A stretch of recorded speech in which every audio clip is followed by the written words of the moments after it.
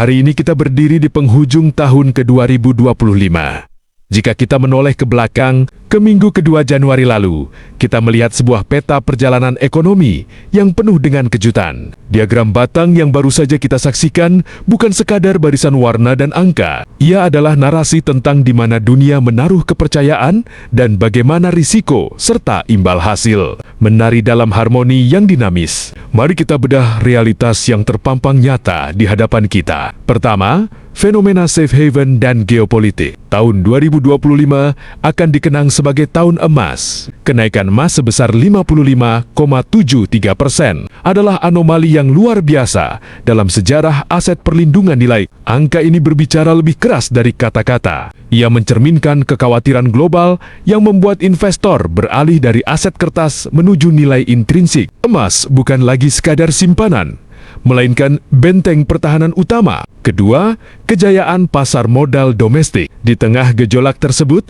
kita patut berbangga pada IHSG yang tumbuh 23,8%. Ini adalah bukti resiliensi ekonomi Indonesia. Kepercayaan investor asing dan domestik terhadap emiten-emiten lokal tetap kokoh, membuktikan bahwa fundamental korporasi kita mampu menopang pertumbuhan di atas rata-rata inflasi secara signifikan. Ketiga, kontras sektor perbankan dan obligasi. Kita melihat celah yang lebar antara deposito pemerintah 3% dan deposito swasta 7%. Hal ini menunjukkan agresivitas bank-bank swasta, khususnya bank digital, dalam menghimpun dana. Sementara itu, obligasi dengan return 12,84% muncul sebagai titik tengah yang manis bagi mereka yang menginginkan keamanan lebih tinggi dari saham, namun dengan imbal hasil yang jauh melampaui deposito. Keempat, sisi gelap volatilitas. Namun, diagram ini juga memberi peringatan keras. Forex memimpin dengan 58,16%, sebuah angka yang menggiurkan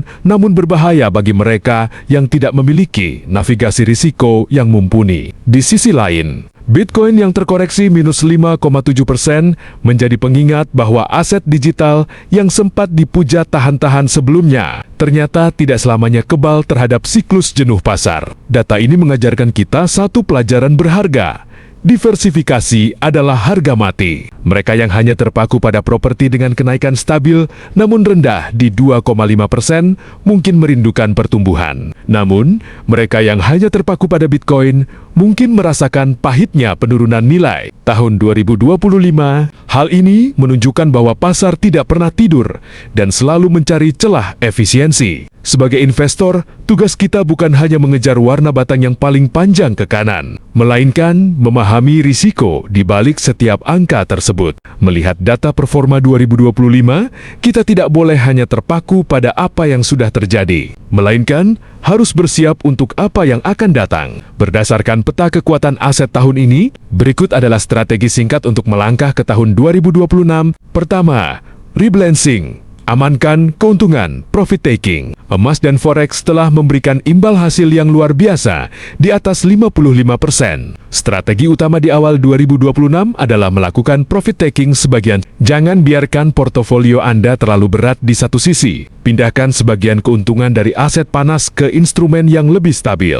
Kedua, fokus pada real yield, imbal hasil real. Dengan inflasi yang membayangi, deposito pemerintah 3% dan properti 2,5%. Terbukti gagal menjadi mesin pertumbuhan kekayaan yang efektif tahun ini. Strategi 2026 harus lebih berani mengalokasikan dana ke obligasi korporasi atau reksadana saham yang terbukti mampu memberikan imbal hasil 2 digit 12%, 23% untuk menjaga daya beli uang Anda. Ketiga, manfaatkan momentum buy the dip pada kripto. Koreksi Bitcoin sebesar minus 5,7% di saat aset lain meroket justru menciptakan peluang bagi investor dengan profil risiko tinggi. Tahun 2026 adalah waktu untuk akumulasi bertahap pada aset digital saat harganya masih terdiskon sebelum siklus pasar kembali berbalik arah. Keempat, diversifikasi adalah benteng, bukan sekadar pilihan. Tahun 2025